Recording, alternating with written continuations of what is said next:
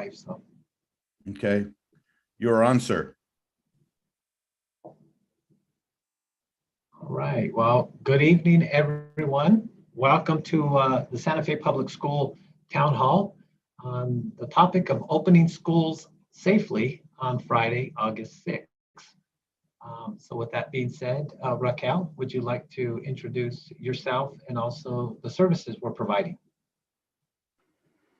Buenas tardes a todos y a todas. Soy Raquel Plaza, la nueva directora adjunta del Departamento de Equidad, Diversidad y Involucración. Y hoy estaré traduciendo. Si necesitan servicios de traducción en español, marquen por favor el 206-451-6064. Una vez marcado, les van a pedir otro número, que es el 701-802-5152 y marcan el hashtag. Y después el PIN de acceso es 42 77 93 2, también con hashtag. Por favor, si necesitan esos servicios de traducción, mantengan su teléfono en silencio para escuchar la traducción. Gracias. Thank you, Raquel. We also have ASL available. Her name is Megan Goldberg. And if you need ASL for your household, please pin Megan. Can you wave, say something, Megan? So there you go. Megan, so please pin her. And that way you have ASL available for that need. So with that being said, we want to welcome everybody tonight. Topic is opening schools safely, August 6th. Again, our students return August 6th to in-person learning. I'm Superintendent Larry Chavez. I want to introduce all of our team members so you get to know their roles, responsibilities, and also put a face to the name. So we will start in my upper left-hand corner, so just going in order so I don't forget anybody. Up first is Kathy Casals. Hi, everybody. Thank you for joining us. I'm Kathy Casals, and I'm an assistant superintendent, and I'll be supporting many of the elementary schools. Thank you, Assistant Superintendent Casals. Mr. Gabe Romero. Thank you, Superintendent Chavez. Good evening. My name is Gabe Romero. I'm the Director of Facilities and Capital Planning. So most everything that has to do with your buildings, I will be the person to visit with. Thank you. Thank you, Mr. Romero. Mr. Carl Morano. Good evening, everyone. Thank you for joining us this evening. And my name is Carl Morano. I'm the Assistant Superintendent overseeing our K-8 schools. Thank you, Mr. Morano. Ms. Vanessa Romero. Good evening. My name is Vanessa Romero. I'm the Deputy Superintendent of Teaching and Learning and School Support. Thank you, Deputy Superintendent. Ms. Anita Het. Good evening, everyone. Welcome. I'm the lead nurse with Santa Fe Public Schools. Thank you, Anita. Mr. Josh Granata. Good evening. My name is Josh Granata. I'm the General Counsel and the Government Relations with Santa Fe Public Schools. Thank you, Josh. Mr. Michael Hagley. Hello, my name is Michael Hagley, and I am the Assistant Superintendent working with secondary schools, high schools, and middle schools. Thank you, Mr. Hagley. Sonia Gunter. Hello, I'm Sonia Gunter. I'm the Chief Data and Analytics Officer for Santa Fe Public Schools. Thank you. Sue O'Brien. Good evening, I'm Sue O'Brien. I'm the Director of Student Wellness with Santa Fe Public Schools. Thank you, Sue. Mario Salvidres. Hello, everyone. And first of all, welcome back. And I'm the Executive Director of Safety and Security for the Santa Fe Public Schools. And we're excited to see your kiddos again and bringing them back into our schools in a safe environment. So we'll have a really good discussion about everything today. Thank you. Great, thank you. Christy Wagner. Good evening. I'm Christy Wagner, Santa Fe Public Schools Deputy Superintendent of Operations. Thank you, Deputy Superintendent. So that is our team that will be fielding questions, talking about opening of schools, and every individual on this cabinet or meeting tonight is very important in opening schools safely, providing enough information for you guys to really know that our schools are ready and welcoming our students back August 6th. So again, the goal for tonight is really to provide information to all of our families and communities about our readiness to open schools, opening them safely, making sure we have things in place to provide as far as PPE supplies to staff and students, disinfecting restrooms, classrooms, social distancing. So we're going to go down a whole gamut of individuals tonight, sharing their information with you and from their departments. So with that being said, I will go ahead and start. Our goal really is overall is to keep schools open. We want in-person learning to take place for this entire school year.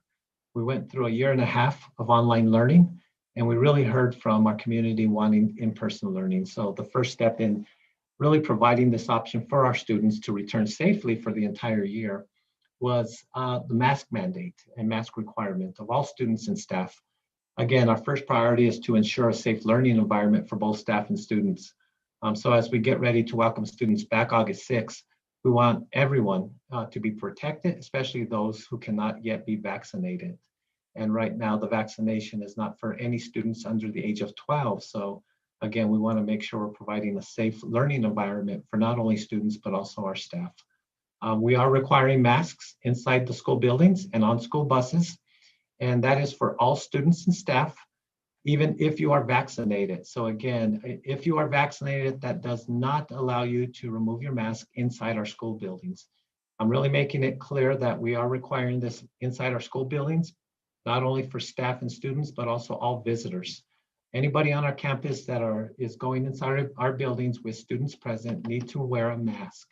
As we go through this, we'll go through some of the requirements. If you are a visitor, what are some of the protocols when you reach our facilities, and then moving forward, requirements of the mask for anybody on site. Now, when you are outside, outdoors, you do have the option, and I'm calling it an option, to remove the mask. If you are vaccinated, if you are unvaccinated, you do have that option outdoors to remove your mask. Again, that includes outdoor activities, lunch, mask breaks, recess, walking from one class to the other. If it is outdoors, again, outdoors, we are allowing masks to be removed. That is an option we are going to provide all of our staff and students. So again, just to reiterate, indoors, we're requiring masks by all individuals, vaccinated or not, and outdoors is when we have that option in place for individuals to remove their masks. Again, as we go through this, we'll talk about protocols when you reach the front desk as far as visitors or if you're visiting our sites, but anybody, including volunteers, are going to be required to wear masks. Parents as well, if you're going inside our buildings. Proper wearing of masks, that's very important that all of our students and staff know this. Proper wearing of masks. The mask must cover our nose and our mouth, and it must be snug against our cheeks. So again, those are the three things that I want you to really remember. And if I'm misspeaking, I'm sure our lead nurse will correct me, but we want to make sure we're covering our nose, our mouth, and it's snug against our cheeks. That's the proper way to wear masks. So again, anytime you're on a bus or you're in our buildings, we want to make sure you're wearing the mask properly. With that being said, again, we want to really ensure that we're providing a safe environment and we're getting off to a good start. So we want to really help inform our students and our families of this requirement starting August 6th. Deputy Superintendent, we will start with you this evening on facility readiness. Thank you, Superintendent.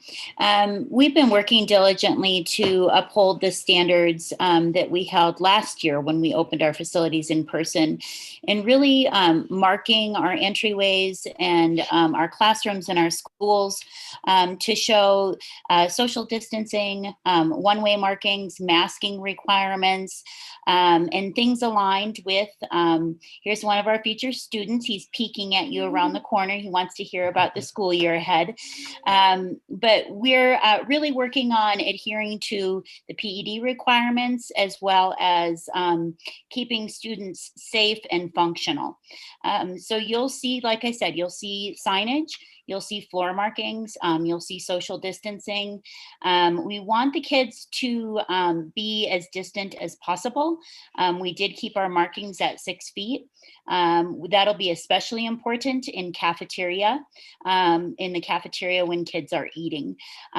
Kids are allowed to be within 3 feet of one another and social distanced where possible. So we don't want to prohibit teaching and learning. We want kids to be able to move around while being safe. I think those are the highlights as far as facility readiness. We have very high quality air circulation systems and HVAC systems, ensuring that our students have and staff have high quality air. We're working with individual schools to meet their individual needs so that they can provide all program in a safe environment. I don't know if there's anything else you want me to highlight now, or I can come back again for questions. Yeah, I think we can come back for questions. I think we want to really emphasize that we're promoting outdoor learning, eating meals outdoors if possible, especially when the weather is warm. So we want to make sure that we're providing not only an option to provide indoor instruction or meals indoors, but also outdoors. So that is something that we're looking at across the district. And thank you, Deputy Superintendent Wagner. Deputy Superintendent Romero. Good evening again. I will highlight just a few things, but of course we're here for questions.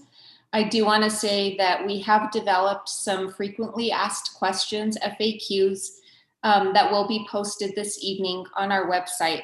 And they range from facilities to teaching and learning to our wellness. So those questions will be posted after this evening. I do want to say that we do have a remote option for families. If they do not want to attend school in person, we have opened up grades kindergarten through 6th grade at Desert Sage Academy. And that is a fully online remote option for those families. Students will receive their core instruction online. They'll have all of their specials, which are considered PE, art, music, technology. So we will be providing that option for families. With that being said, if you are interested, we ask that you go to the Santa Fe Public Schools website, complete your application for Desert Sage, but also disenroll at your current site and enroll at Desert Sage if you are interested in the remote option. For those families that have had have received interzone transfers, maybe to Acequia Madre or Remedios Thomas, if you decide that you want a remote option, you will lose your place on your interzone for this school year, but you can reapply for the following school year.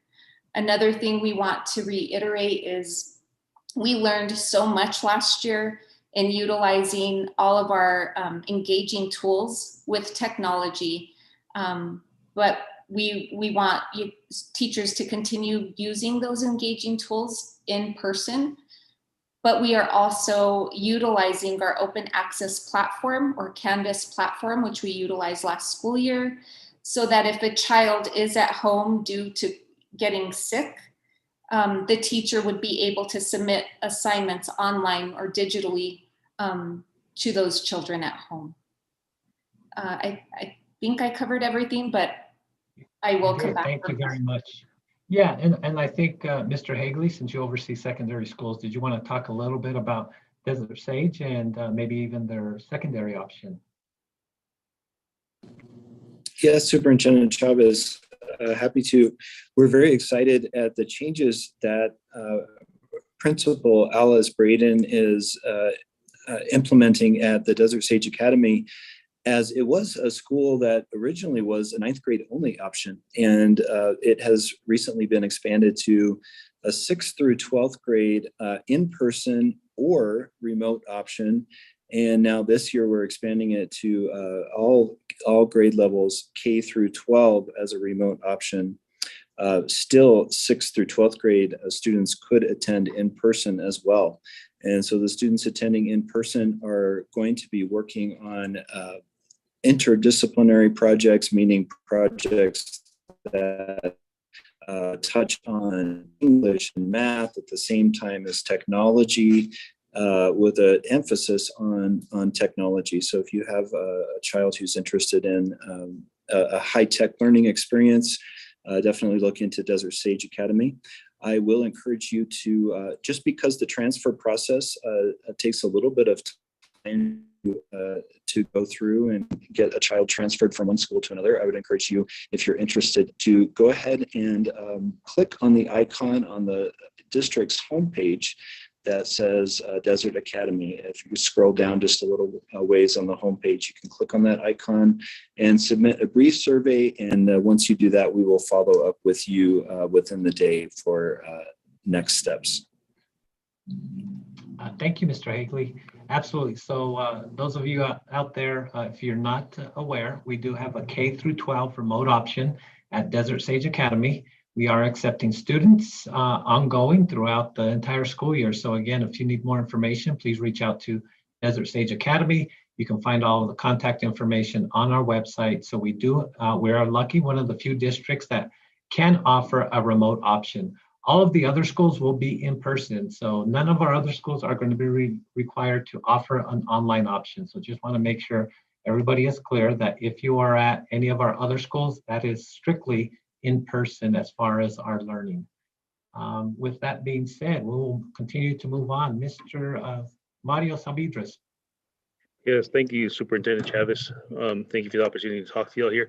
So what I want to do is just give everybody a little brief of the material we do have for PPE. We've been working on this since this whole pandemic started and the requirements came to light of what we're going to need for the school and to try to prepare for the reopening every time it came forward.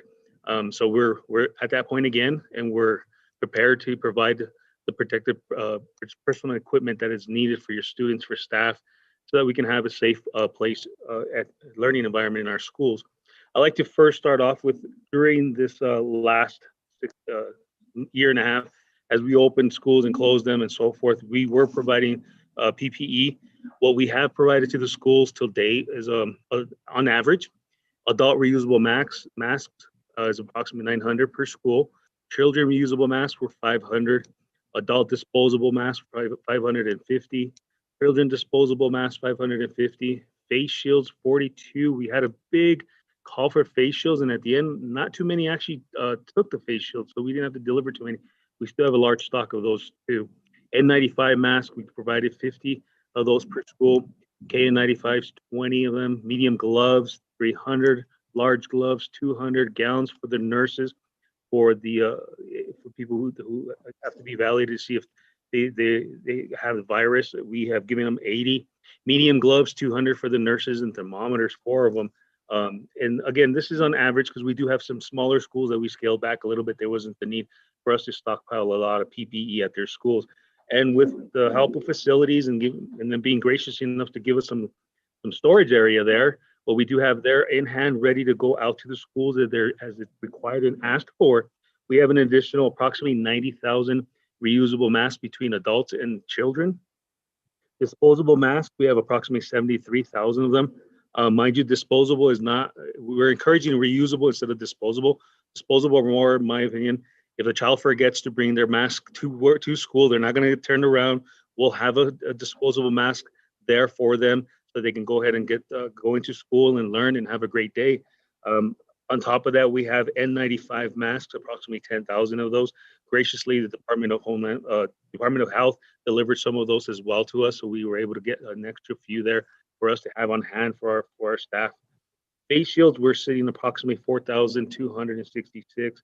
We have an additional disposable gowns of 6,000. And we have some clear masks that are another department asked us to look into. We provided them 600 clear masks where they can use them for staff, for those students who needed to see the lips of the teacher so they can understand how to say the words and so forth. Then we had one very special request from NIE for the little ones there who were having a hard time keeping a mask, where they try to do things. The principal there asked us to look at some hats and some shields. We found them hats with shields on them. They're little cute smiley hats, oranges. She loved them. So we're willing and ready to research and look for additional PPE that is needed to make sure that all staff and students have a safe learning environment, and we'll continue to expand as the need exists. Great, thank you, Mr. Salvidras. So as you can tell, we are well prepared and stocked for any PPE supplies and needs. So again, we will definitely supply all of our schools with the supplies needed to really protect themselves from this virus. So again, thank you, Mr. Salvidras. And we'll continue to stock our inventory as we start to issue out some of these supplies. So we will definitely keep everything on hand and our schools well stocked. So appreciate that. Moving on, we will move on to Anita Het and Sue O'Brien, and they have quite a number of items to cover. And a lot of them are actually within the questions that we're receiving. So if you guys want to go ahead and start. Thank you, Superintendent Chavez. I wanted to start with surveillance testing. We are going to be doing surveillance testing, sending our unvaccinated staff for surveillance testing. We're required by the PED to send 25% of our unvaccinated staff for surveillance testing every week. And so we will be doing that just like we did last year, only our requirements were not quite as high as 25%. We also will be offering surveillance testing for students as well. We are required by PED to provide a program for surveillance testing, but it is completely voluntary for the students. So students will not be required to participate unless the parents volunteer them for testing. And we do not have the ability to do surveillance testing on site at this moment in time. And so the testing would be, we would send people out for testing to the curative, or there's also the online vault testing. That's it on surveillance testing, unless Sue, you have something to add. We will continue to maintain isolation rooms in every school. The purpose of the isolation rooms is if a student or staff member becomes symptomatic, and this is for non-vaccinated individuals, if they become symptomatic with COVID symptoms while at school, they will go to the isolation room and they must be picked up as soon as possible. That is the reason that we are going to send out emergency contact Google forms for those parents who did not participate in hybrid or in-person learning last school year. It's a Google form that you will receive, and you fill out the most current contact information. It's important that we have that information so when a student is sent to the isolation room, we can reach you quickly, and so that you can come pick up your child quickly. Positive notification protocol. Basically, if your child is sent home because they're symptomatic, it's recommended that they be tested for COVID. And if they do not get tested for COVID, it is required for them to stay home for the 10-day period that would be the infectious period. This is only for non-vaccinated students. So if you do send your child for testing and you do receive a positive test result, it's imperative that you notify the school as soon as you get that result so that we can act quickly and participate in the surveillance test, the contact tracing, so that we can identify students that were in close contact with your student and let them know that they need to quarantine. Now, we do this in such a way that your students' information is confidential as much as possible. We do not say so-and-so tested positive. We just say a student in the classroom or a staff member in the classroom has tested positive. So we do our best to maintain confidentiality. So it is really important that you do notify your school principal or your school nurse if someone in your household even tests positive, because there are things that we need to follow to keep everyone safe at school. The definition for close contact has changed for students in the classroom. So if the students are all social distancing as much as possible, as much as feasible, and wearing their masks properly. That will determine whether or not a student is considered a close contact. So it'll be a case-by-case situation. Some parents will be very excited to hear that if a student tests positive in the student's classroom, the entire classroom does not need to quarantine at this point in time based on the current PED toolkit. That will keep our kids in school, and as long as they're following all of the protocols that we have in place, and that includes notifying the school when there's a positive or a close contact, that will keep everyone safe. We do have screening protocols in place for staff that are non-vaccinated. They have to complete a daily self-screening tool, which involves a temperature check.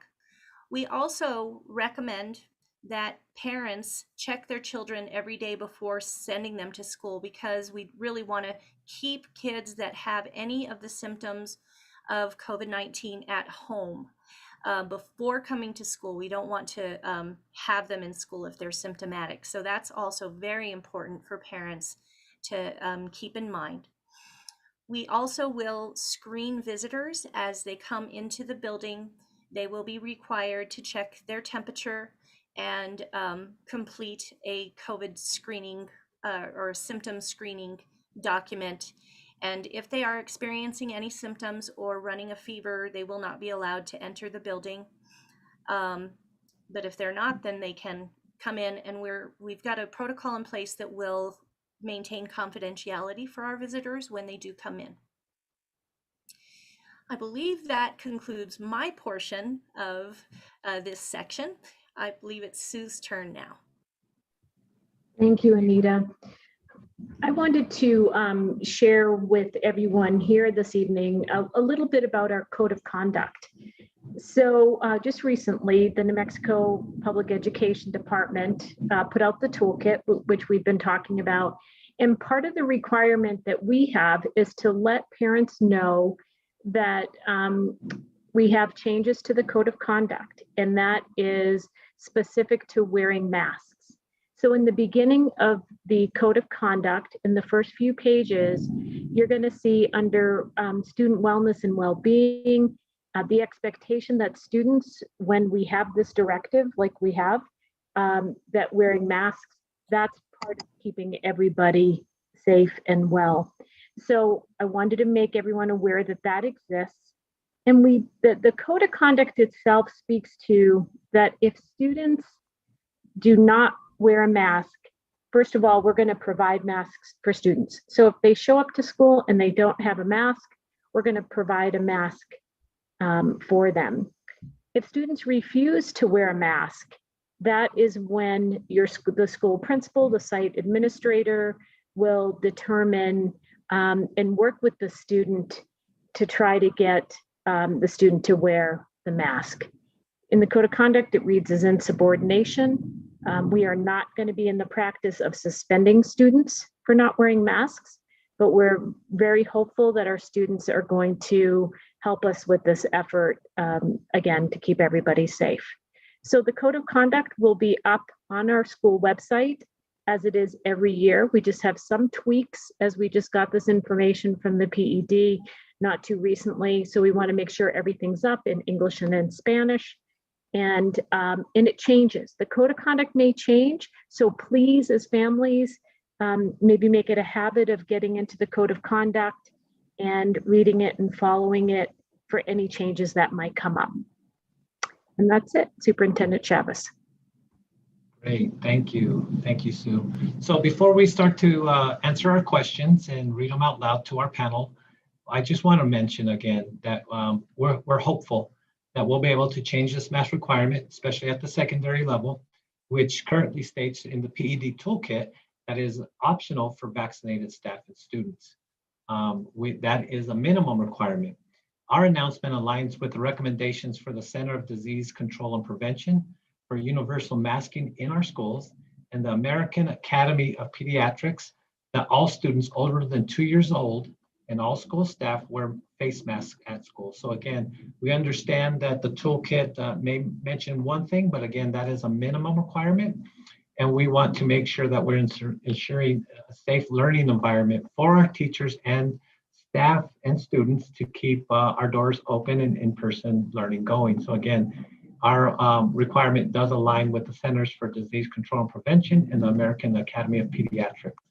Again, as we're moving through this school year, we're hopeful that we'll be able to change this mask requirement, monitor, evaluate our protocols related to safety, and adhere to any New Mexico Department of Health and New Mexico Public Education Department requirements that may change moving forward. So again, we understand we're asking you to be flexible. We'll also be flexible, but we'll also be ready to pivot whenever any new announcements and requirements come out from our state government. So with that being said, we will move on to some of the questions that have been submitted in our chat box. So let me get to that real quick. Superintendent, right. would you like me to Yes. read through them for you? Yeah, if you don't mind, and we'll assign them out. So if you guys can hear the thunder in the background. Yeah. The first question is, why are schools starting so soon when elementary age students have not yet received the vaccine? Absolutely. So I guess I'll take the first question, right? So last school year, we extended the school year by 10 days for this current school year, which is called extended learning time. And with extended learning time, we had to add 10 additional days to our calendar to address learning loss due to the pandemic. So again, as we're starting school earlier this year, as you may see some different days within the calendar that will ask students to be in attendance, it's really to address the learning loss due to the pandemic. We want to make sure that we're catching our students up, we're accelerating their opportunity to learn and fill those gaps as we move forward. So again, we understand that elementary age students are not yet eligible to receive the vaccine. However, there is that option of going online with Desert Sage. So we're providing both in-person option for our elementary students and a remote option. And I hope I've clearly explained why we've extended the calendar year by 10 days or the school year by 10 days for the 21-22 school year. The next question is, are teachers and staff required to be vaccinated other than valid medical exemptions? And I think we answered the question, but I don't know if maybe Sue wants to, or Anita. And if not, will they be required to be tested weekly? Yeah, so I'll let Sue and Anita talk about the requirement for testing. As far as teachers and staff being required at this point, no, we are not making that recommendation or requirement of staff or teachers to be vaccinated in order to be part of Santa Fe Public Schools. Anita and Sue? I'll take this one if you'd like, Sue. Staff that are not fully vaccinated will be required to participate in surveillance testing. The goal is for 25% of non-vaccinated staff to be tested per week, with the caveat that no individual employee will be tested more frequently than every 4 weeks. And Anita, may I ask a question? How are they chosen? Is it random? Is it, how are the individuals who are unvaccinated chosen to participate in the surveillance testing? Thank you. They are chosen randomly. We use a Google app that helps us to choose them randomly. We put the people we know are non-vaccinated on a spreadsheet, and then we randomly select them. And is that the same process for our students? That will be, it depends on how many people we get to volunteer for participation, but yes, initially that will be the way that we do it. And then of course we have to track. We don't want to randomly select the same people every week. So we want to make sure that we leave that 4-week interval. Thank you.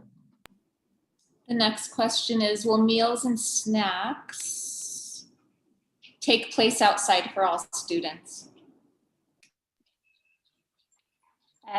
So we are providing free meals in the form of breakfast and lunch to all students this year, and I want to highlight that to begin with.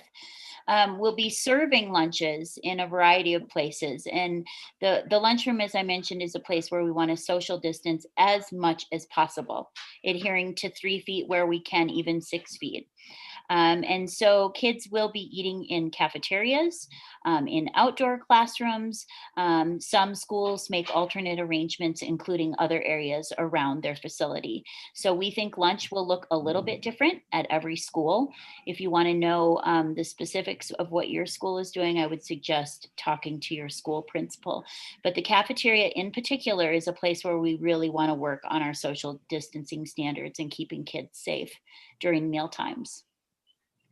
And if you guys didn't hear, Deputy Superintendent Wagner did mention that all breakfast and lunch for all students district-wide is free this year.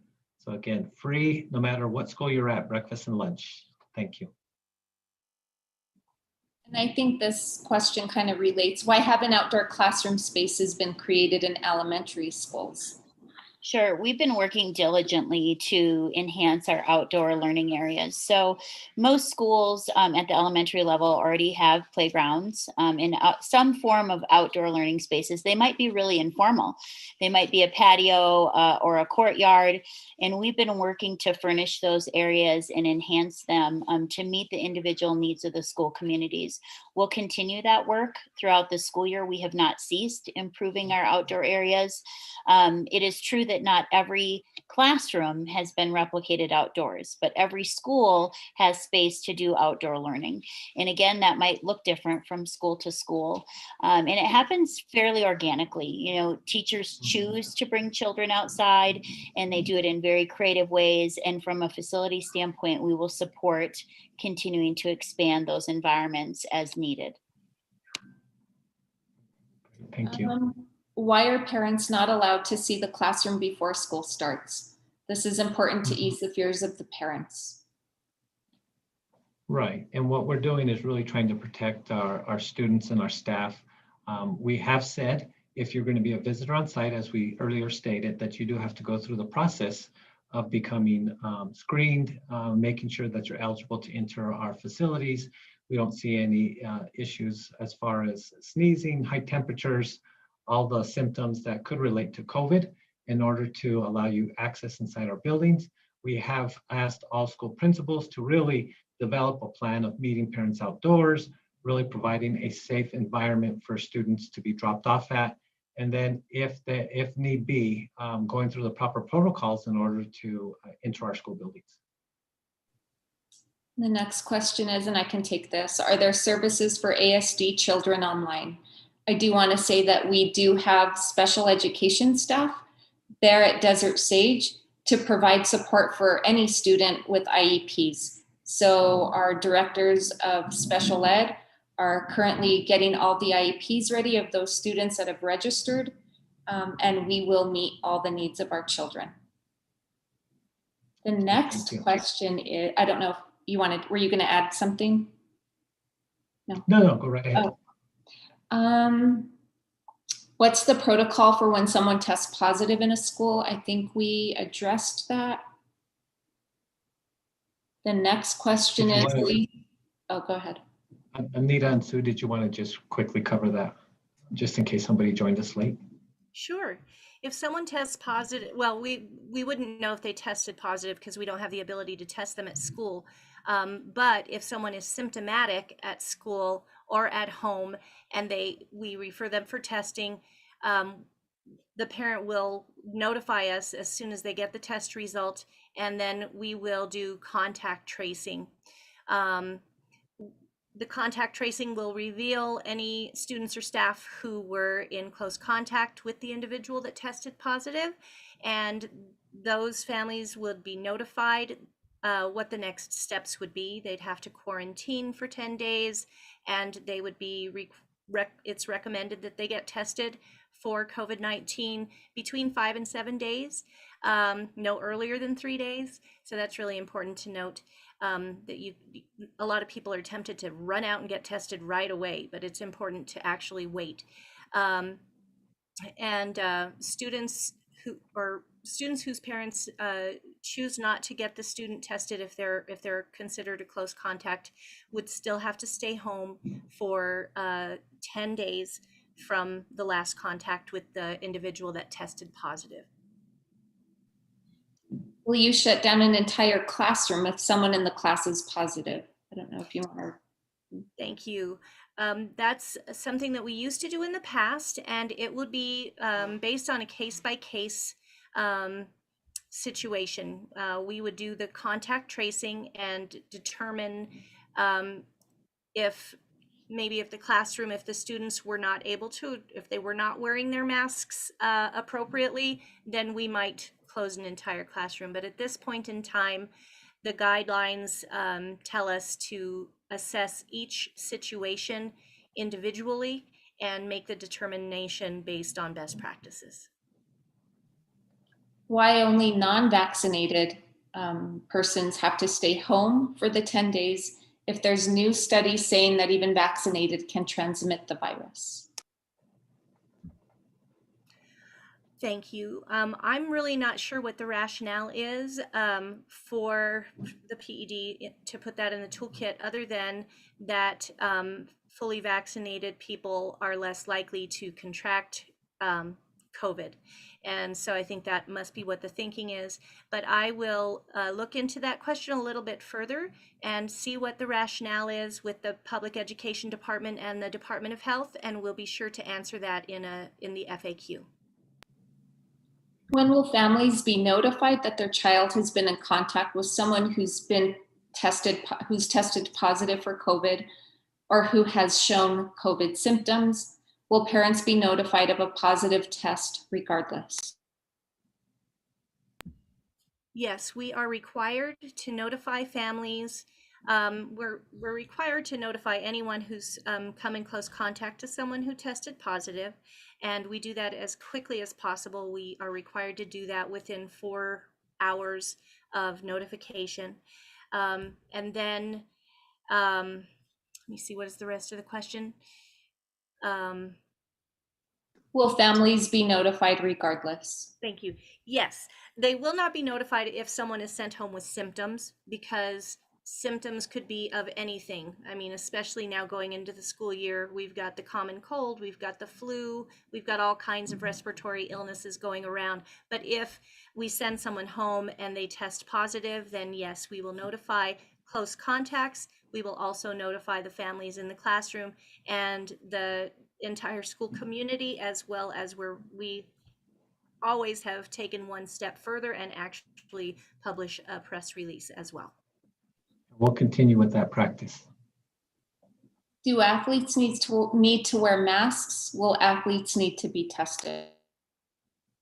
Athletes and students at this point do not need to be, well, let me back up a little bit.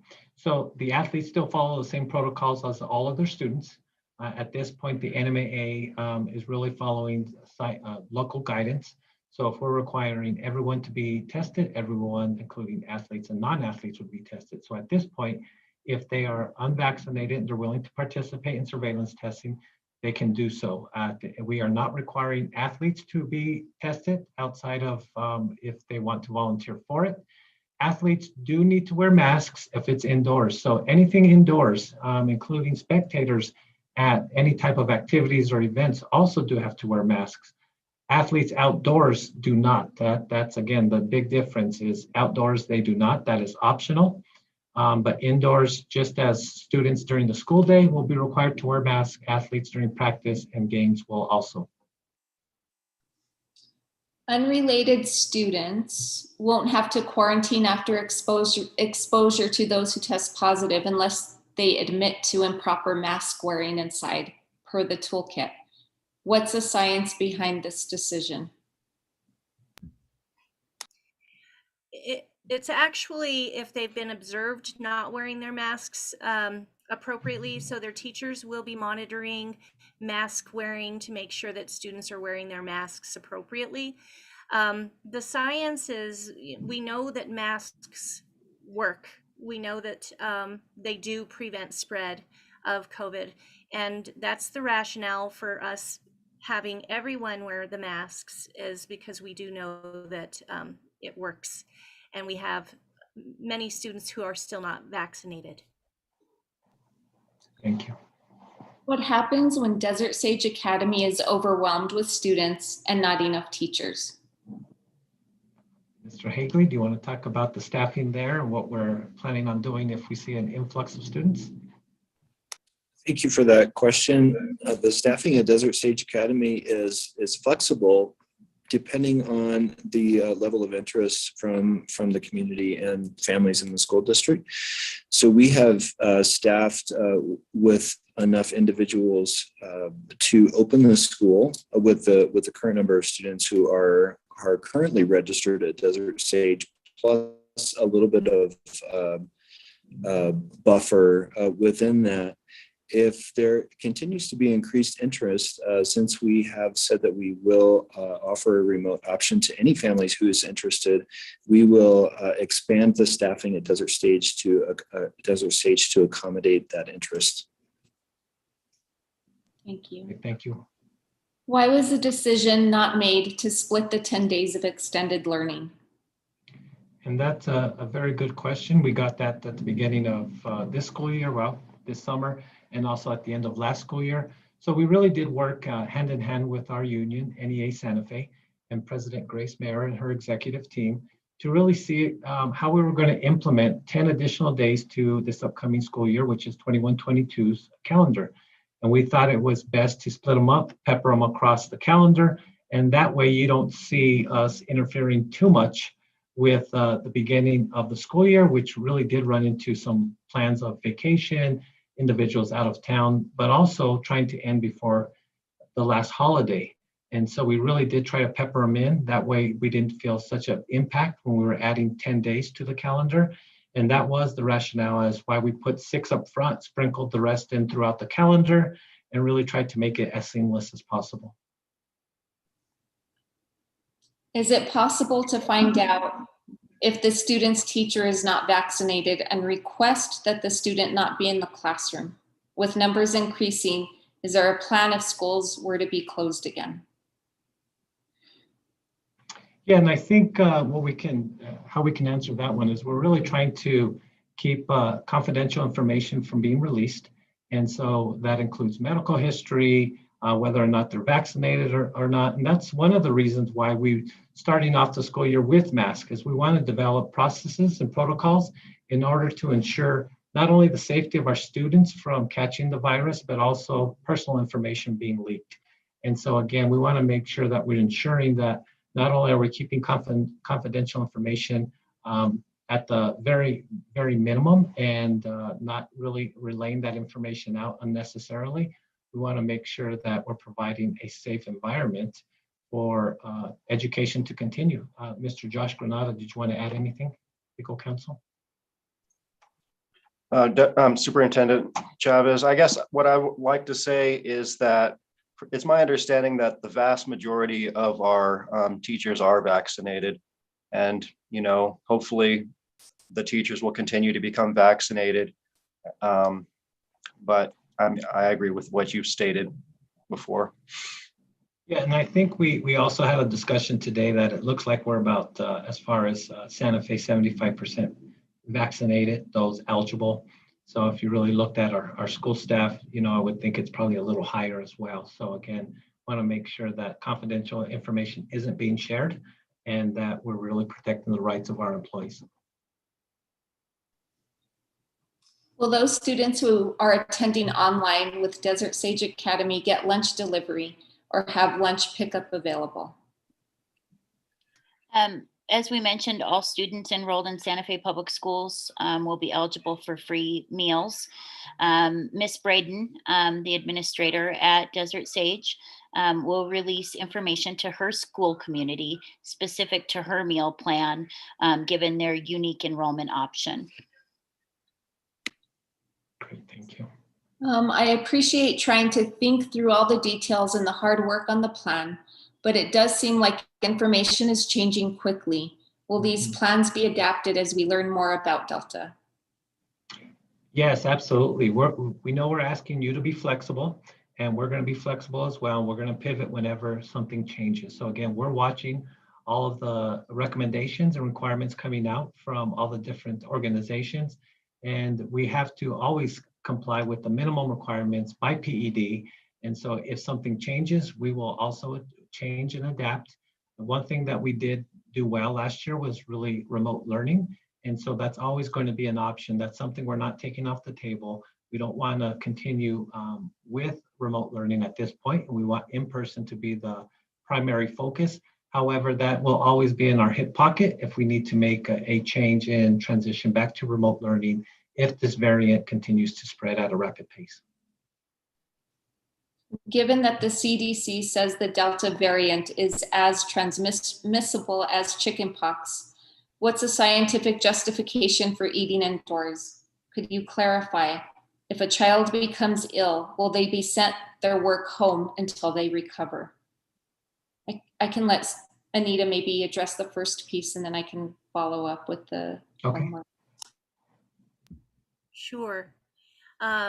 Yes, we're learning more and more about the Delta variant as it continues to grow in our population, and this information about it spreading as rapidly as the chickenpox, or that it's as virulent as the chickenpox, is really good information to know. And that's why it's so important that we all follow the guidelines that are put before us in terms of wearing your mask properly, wearing a proper mask to school. And obviously, if a student forgets their mask at home, we'll provide one. But we're also going to make sure that we're scheduling hand washing, just like last year. We want to make sure that the students are following all of the protocols, and that the staff are following all of the protocols to reduce any potential spread of the Delta variant or any variant of COVID-19. And as far as work being sent home, yes, we will ensure that students have all of their assignments using our open access platform. So assignments and activities will be sent digitally to your child. Which was a practice of last year, right, Deputy Superintendent, utilizing our technology to access the curriculum, providing them the opportunity, the students the opportunity to continue on if they have to isolate off campus. Children with allergies, will they not be able to attend until the allergy symptoms, sneezing, running nose, etc. subside? Why are you not isolating vaccinated people with symptoms? There are guidelines in the toolkit for chronic medical conditions or mild allergy symptoms as well. Fortunately, we have nurses in most schools full-time that can assess students' symptoms and be able to make an educated decision. Students that have chronic medical problems like asthma and allergies, it would be helpful for parents to get documentation from their child's physician so that we know that this is their baseline, that this is normal for them this time of year, and that way we don't have to send them home. If all students are returning to in-person learning, is there capacity to maintain social distancing? I can take that question. So the current guidance is to socially distance as much as possible. So our facilities are marked for 6 feet. We know that we can attain that beyond the hallways in common areas. And so classrooms will really be dependent on proper mask wearing, following all of the other protocols, and we will distance as much as possible. So we are meeting the goals outlined by the PED, and we plan to continue to do so. So as many students as enroll, we can accommodate. So volleyball, basketball, and wrestling will require mask wearing during their games? Mr. Morano, do you want to take that question? Yeah, there's for the indoor athletic events, if the student is vaccinated, they are not required to wear it during participation. And that's for indoor athletic events. And athletes do not have to submit to surveillance testing. All student testing is optional for surveillance testing as well. So an athlete who is not vaccinated has to submit to surveillance testing. Yes, an athlete who is not vaccinated does, well, they're not required to do surveillance testing, but we're hoping that we can get Right. them to participate. Yes, Yeah, on a voluntary basis. exactly. Yes, thank you. Given that students aren't required to test for COVID after being sent home with symptoms, shouldn't everyone in the class be notified when someone is symptomatic? In our experience from last year, we have not had, it's been very, very few parents who refuse to get their child tested for COVID. Our school nurses work very, very closely with our parents when we do send a student home who is symptomatic. If we suspect that a student does have COVID, we will cross that bridge when we get to it. We're trying to follow the guidance as much as possible, but it's very helpful when parents follow through and get their students tested and follow the protocol. As you plan to pivot, if the COVID picture changes, will you have an online learning option down the road, not through Desert Sage? If the variant spreads, we'll always have that option moving down the road. Right now, currently, Desert Sage is the only online option for all of our students. All of their schools are in person, but if it gets to the point where we have to transition back to remote learning, as a district, we will always have those tools as we provided the last 17 or 18 months to our students and families. So we did get a lot of practice with remote or online learning, and we won't lose those tools that we developed and learned over that period of time. So if it gets to that point, we do have that option moving down the road. What if someone from the staff, will we as parents get notified?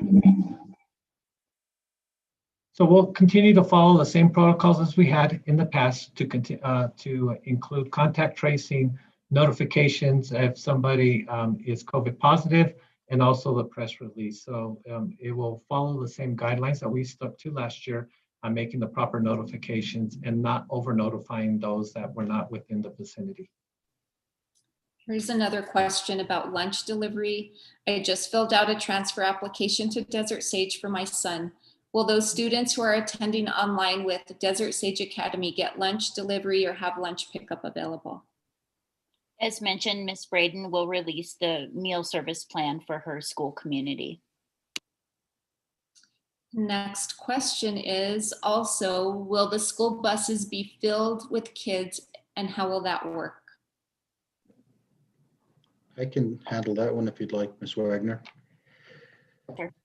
Certainly. So social distancing will take place on school buses, typically no more than 2 to a seat, and that would be with family members.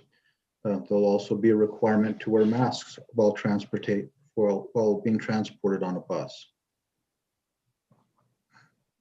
This is a question just about scheduling and student schedules being available. Those will be out this week. Sonia, I don't know if you want to mention anything about student schedules specifically at the middle school.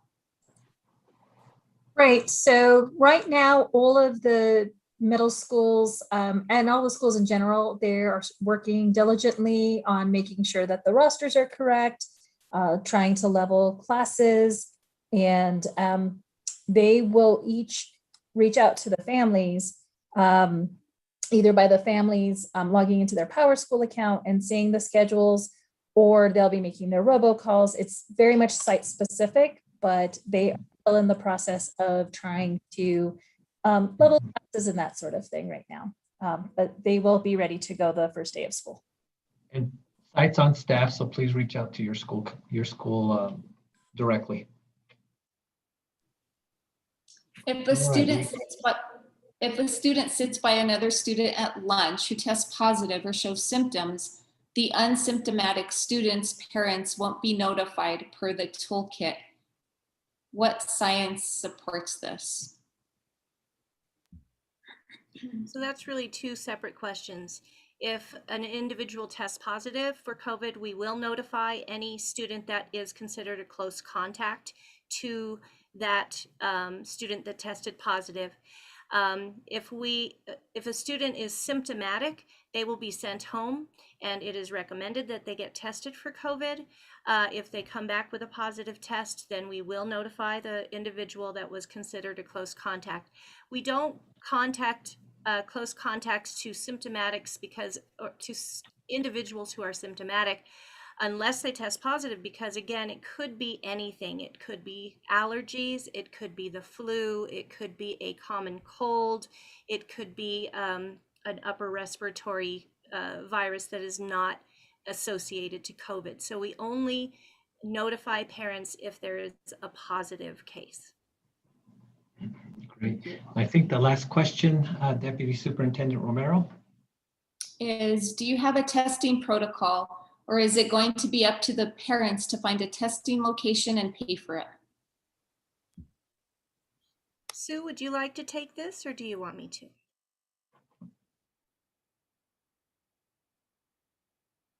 Anita, if you don't mind, I'm trying to make sense of the question. Do you have a testing protocol, or is it going to be up to parents to find a testing location? So right now, there are a few testing locations for parents, and it's my understanding that there is no cost. Correct, Anita? That's correct. If the family has insurance, their insurance will be billed, but there should be no out-of-pocket expense. Correct. And if it comes to this point, there might be an option for us as Santa Fe Public Schools to be able to test at our school sites. We're waiting kind of on bated breath here to see if that's going to be a possibility for us, so that we can test students and get a pretty quick response. Great. Well, thank you, panelists. I want to thank everybody who was watching, submitted questions. Any future questions that you have or concerns, please reach out directly to your school. If they don't have the answers, I'm sure they'll reach one of the panelists to really help guide them with the right answer to get back to you. So again, we can't wait to see our students back in school August 6th. We can't wait to see everybody in the hallways, in the classrooms, participating in sports and activities. And again, we appreciate you being flexible. We're definitely flexible and understanding, and we'll make the necessary changes as we move through the school year. So again, thank you. Have a great night, and we appreciate